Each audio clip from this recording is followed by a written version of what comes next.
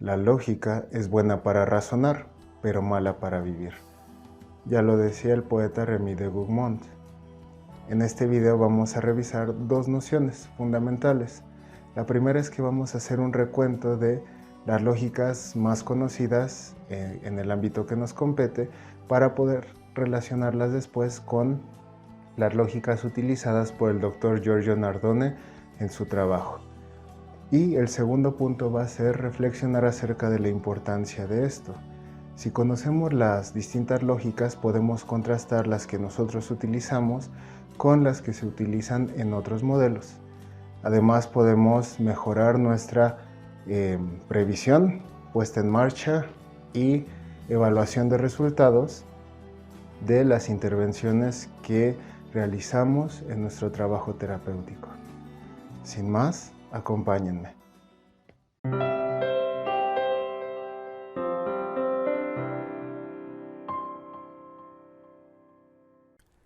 Este video es muy importante porque se explicará por qué a menudo hay dificultades para entender las nociones de las estratagemas presentes en los libros del Dr. Nardone. Por ejemplo, aspectos y oraciones como lo son mentir diciendo la verdad o apagar el fuego añadiendo leña o crear de la nada son nociones que generan confusión a menudo porque están basadas en lógicas que son diferentes a la lógica clásica que vamos a explorar un poco. Pero además muchas de estas sentencias están redactadas con un lenguaje evocativo, usualmente analógico. Por ejemplo, mucho de estas estratagemas vienen y se inspiran en el libro de los cambios, en el antiguo libro de los cambios, en el que por ejemplo, solo se daba una imagen de la cual cada uno de los lectores podía sacar una interpretación diferente. Esto lo veremos en futuros videos, pero a partir de conocer la lógica clásica formal, que revisaremos en este video, vamos a entender por qué este tipo de imágenes nos cuesta trabajo irlas comprendiendo. De hecho, nos causa algún tipo de impresión cuando las escuchamos o las leemos de inicio, porque nuestra mente está más acostumbrada a pensar en términos de la lógica clásica. Entonces, por eso es que este video es tan importante. Recuerda, para que no te pierdas ninguno de estos videos, suscríbete y da clic en las notificaciones. También visita este sitio, Semillas de Salud, para conocer excelentes técnicas para el trabajo con niños y con familias. Bueno, y solo como un recuento, estábamos revisando el libro El arte de la estratagema del Dr. Giorgio Nardone, en el cual menciona que retomó 3 tradiciones antiguas, como lo son el arte de Metis, el arte de la guerra y el arte de la persuasión. Si quieren saber más de lo que trató este video, aquí les dejo el link al video anterior.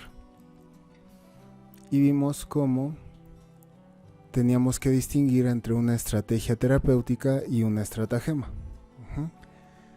El doctor Nardone lo que hizo fue tomar esta sabiduría antigua y aplicarla en la resolución de problemas humanos, particularmente en el ámbito terapéutico y de la performance.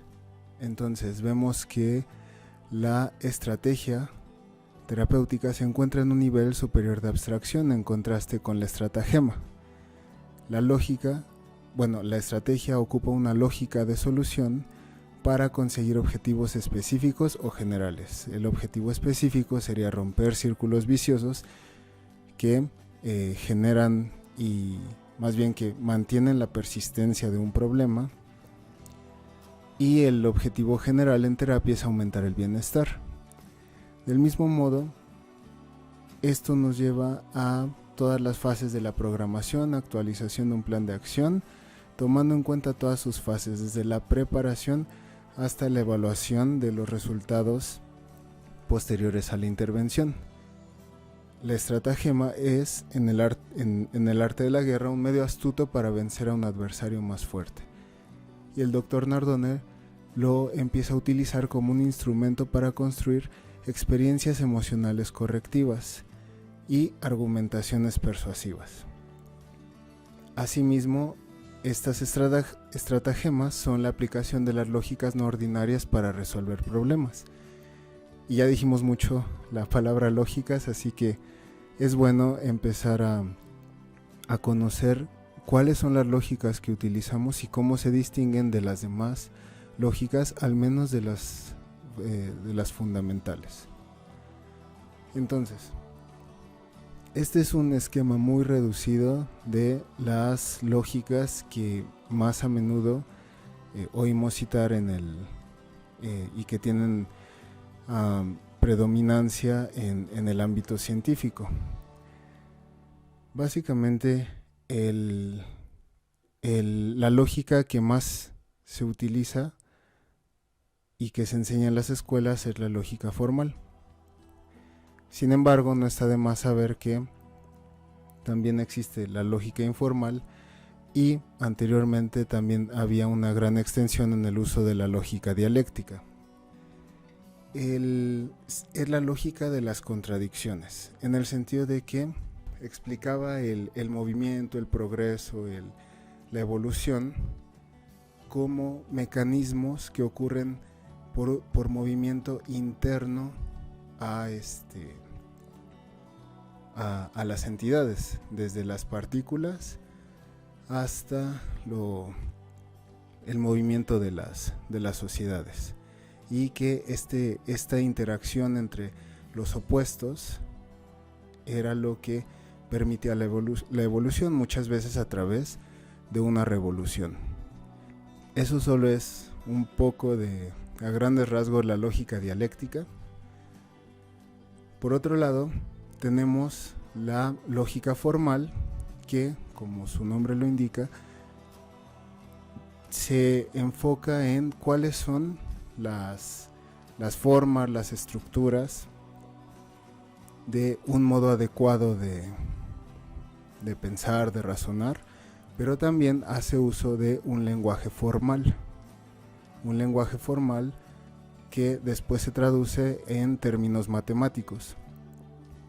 Y finalmente está la lógica informal, que se usa más que nada para analizar el lenguaje cotidiano de sociedades o de discursos. Entonces nos vamos a centrar a continuación en la lógica formal, de la cual una de sus aplicaciones y desarrollos es la lógica matemática, y particularmente dentro de la lógica matemática vamos a concentrarnos en las lógicas paraconsistentes, que también son llamadas por Nardone lógicas no ordinarias. Entonces, regresamos al tope del esquema. ¿Qué es la lógica? La lógica, como les decía, es la ciencia que estudia las estructuras o formas del pensamiento. Viene de la raíz griega logos, que significaba razón y pensamiento, pero también se le llegó a conocer como la dialéctica, que se le puede considerar el arte de saber discutir. Y básicamente nos concentramos en los ámbitos del pensamiento, cómo se deben expresar, cómo se expresan, cuál es la relación entre pensamientos, cuál es su estructura interna, cómo son los pensamientos y cómo deberían ser. La lógica no se preocupa por cómo surgen los pensamientos, sino más bien cómo se expresan y cómo deberían ser, cómo deberían ser en cuanto a si están bien formulados, mal formulados, cuál es su estructura. Y sus estructuras fundamentales o formas fundamentales son el conocimiento por simple aprehensión, aquí no establecemos ningún juicio, no hay una opinión. Un juicio ya implica el asignarle un valor de si es verdadero o falso. Y un razonamiento es llegar a una conclusión nueva a partir, una conclusión desconocida a partir de premisas conocidas. Entonces, los razonamientos son los que nos permiten hacer deducciones de algo que ya sé, cómo genero algo que antes no sabía. También dentro una subcategoría de este ámbito muy importante es la lógica del concepto. En la cultura griega se daba un gran énfasis a la categorización, a ponerle un nombre a todo. Entonces era muy importante sacar definiciones y hacer divisiones, categorizaciones, porque básicamente se le tenía que poner un nombre a todo e ir separando las cosas a fin de nombrarlas, o al contrario, agruparlas para ponerle una etiqueta a esa categoría. Y entonces, en la lógica formal, que también se le denomina clásica, como vimos, partimos de juicios. Una proposición o un juicio puede ser verdadero o falso. Del mismo modo, vimos que los razonamientos nos permite deducir una cosa nueva, una conclusión de premisas que ya conocíamos antes, llegar a un conocimiento nuevo a partir de conocimientos previos. Y además se generaron silogismos, que su concepto es encadenamientos de ideas que permiten conocer la relación entre dos conceptos. Entonces, más bien vamos a poner ejemplos.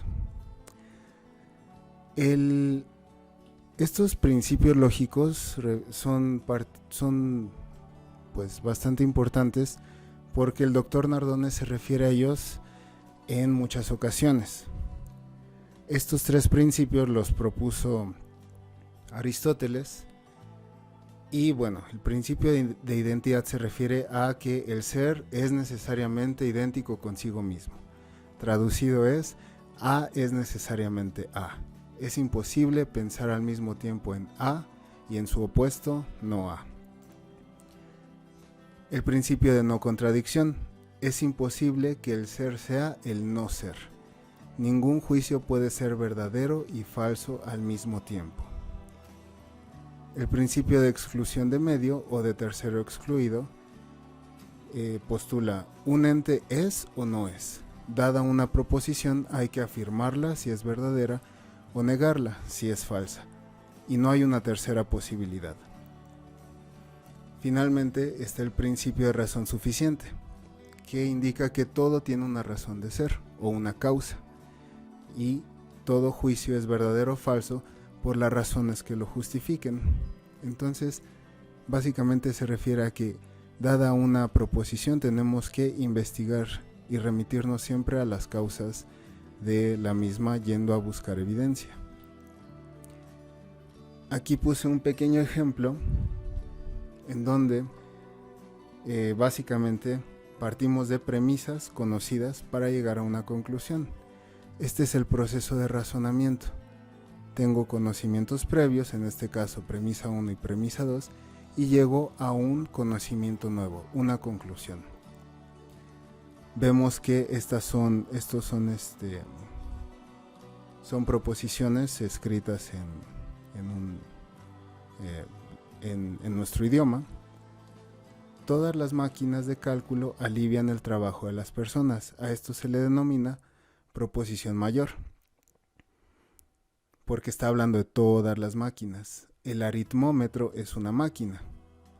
Estamos hablando de un sujeto particular, el aritmómetro, y a esto se le llama proposición menor. La conclusión es: el aritmómetro alivia el trabajo de las personas. Entonces, Esto está escrito con una cierta estructura que corresponde al de nuestro idioma. Sin embargo, de lo que se empezaron a dar cuenta los lógicos es que todo esto se podía reunir en estructuras más simples, y a estos le llamaron silogismos. Entonces, todas las M, proposición mayor, son T, término. Todas las M, proposición menor, sujeto de proposición menor, son M. Aquí está la estructura de la proposición mayor. Por lo tanto, todas las M son T. Esto es exactamente lo mismo a esto, pero siguiendo una estructura, una forma más sencilla, y como podemos ver, cada una de estas proposiciones se debe descubrir si es verdadero o falso. Entonces, si yo sigo estas reglas que indican los silogismos, si yo tengo, por ejemplo, dos proposiciones verdaderas, la conclusión debe ser verdadera. A partir de ahí se surge el uso de estas famosas tablas de verdad, en la que se va a ir descubriendo y se va a ir descubriendo la verdad o falsedad de cada proposición para ver si la conclusión a la que se llega es válida. Ahora pasamos a la lógica matemática, que es la ciencia que estudia las formas de razonamiento y demostración por métodos matemáticos. Entonces, anteriormente vimos que podíamos expresar todo este contenido en estructuras más sencillas. Este es un paso más allá, en el que vamos a utilizar un lenguaje matemático y métodos matemáticos. Entonces, aquí lo importante es que se abstrae de los conceptos. X puede ser lo que sea. Solo importa si la cuestión es verdadera o falsa. Es decir, X puede ser manzanas, puede ser peras, puede ser unidades, puede ser individuos, puede ser cualquier, como en álgebra, las distintas letras pueden adquirir cualquier valor que se quiera, que se desee. Entonces, ¿cómo pasamos? Este ejemplo lo puse para ver cómo es que se pasa una situación en un lenguaje cotidiano a una formulación matemática. Entonces, el ejemplo es: iré sin falta al partido de fútbol si consigo entrada o me invita un compañero y si no llueve. Entonces, aquí vemos algunos condicionales, sí o y vemos que básicamente este ejercicio se compone de tres condiciones. Condición 1, la persona va a ir al partido de fútbol si consigue una entrada. Condición 2 es que lo puede invitar un compañero, y la condición 3 es si lloverá o no. Y este ejemplo pues es bastante sencillo. La idea no es volvernos unos expertos en lógica, que es algo bastante interesante, pero es para ver cómo se va dando el proceso, por así llamarlo, de traducción. Entonces, así como tenemos símbolos específicos que corresponden a palabras, por ejemplo, más se usa este signo, menos se usa este. La multiplicación es un asterisco, la división, aquí está su símbolo. Del mismo modo, podemos pasar los condicionales a signos específicos, o usualmente es una cruz, Y es el símbolo de multiplicación, y no es ponerle una rayita arriba de la letra. Entonces, yo consigo una entrada, le ponemos E, me invitará, y por lo tanto yo no consigo una entrada, es E con la barra, me invitará un compañero, C, no me invitará un compañero, C con barra, lloverá, no lloverá, doble L con barra, y como vemos, pues estos valores realmente son arbitrarios. E es por entrada, C es por compañero, doble L es por lloverá. Entonces, aquí ya viene la traducción. Yo conseguiré entrada, dijimos y asterisco, no lloverá. O signo de más, me invitará un compañero y otra vez asterisco, no lloverá.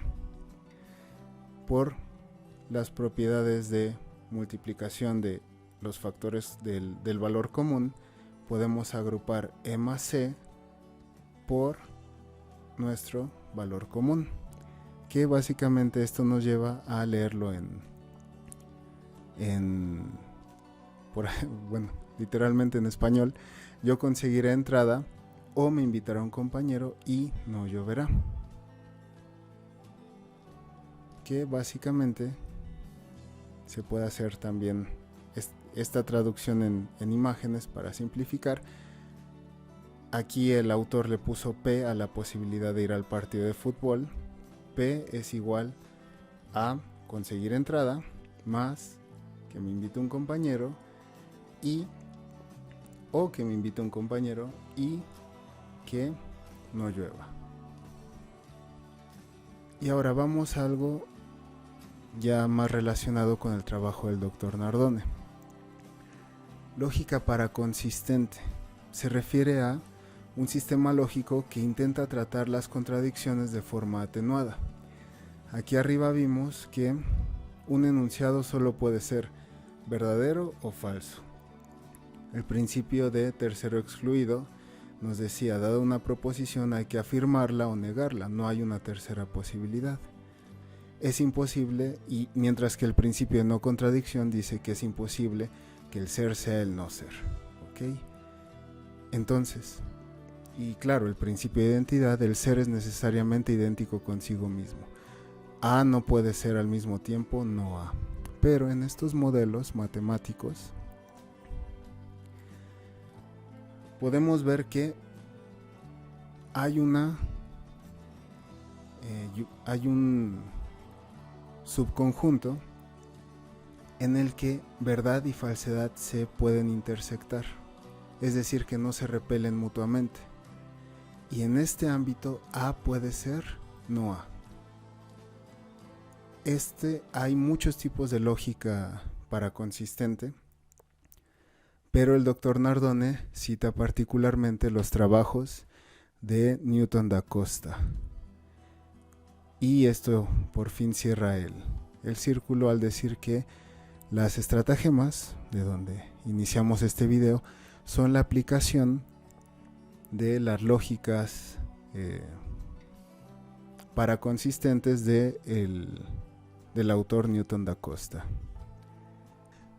Entonces podemos ver que el Dr. Nardone define la lógica en sus textos como la ciencia que estudia las leyes y formas del pensamiento y los procedimientos para desarrollar el conocimiento. Esto es muy importante porque la lógica científica se encarga de estudiar no solo lo que ya explicamos, sino también cómo es que las ciencias llegan a sus concepciones, a sus conclusiones y si estas son realmente válidas. Esto también aplica para particular, bueno, de un modo muy importante en los métodos que usan para alcanzar el conocimiento. Y también vemos una segunda definición de lógica, como el método a través del cual se aplican los conocimientos para resolver problemas y alcanzar objetivos. Es un puente entre la teoría y la práctica y vemos por qué la estrategia es una lógica que nos lleva, bueno, regresando a la diapositiva anterior, vemos cómo una estrategia es una lógica, es un método que nos permite alcanzar nuestros objetivos y resolver un problema. En este caso, en el ámbito terapéutico. En el caso de la guerra es cómo venzo a mi adversario o cómo me venzo a mí mismo. Y ahora sí, en el próximo video vamos a entrar de lleno a cuáles son estas lógicas para consistentes, también llamadas de la ambivalencia o no ordinarias por el Dr. Nardone, que son la paradoja, la contradicción y la creencia. Recordando que, como conclusión, que la lógica tradicional, la lógica clásica, la lógica ordinaria, tenía como objetivo eliminar las contradicciones, las ambivalencias. Mientras que aquí estamos aceptándolas y usándolas para ayudar a las personas. Espero que te haya gustado el video. Y como decía Pascal, la última función de la razón es reconocer que hay una infinidad de cosas que la superan. No te vayas sin suscribirte al canal, activa las notificaciones y visita el sitio Semillas de Salud de la psicóloga Liliana Velarde Manzano. Sin más, agradezco que estés aquí y nos vemos en futuros videos.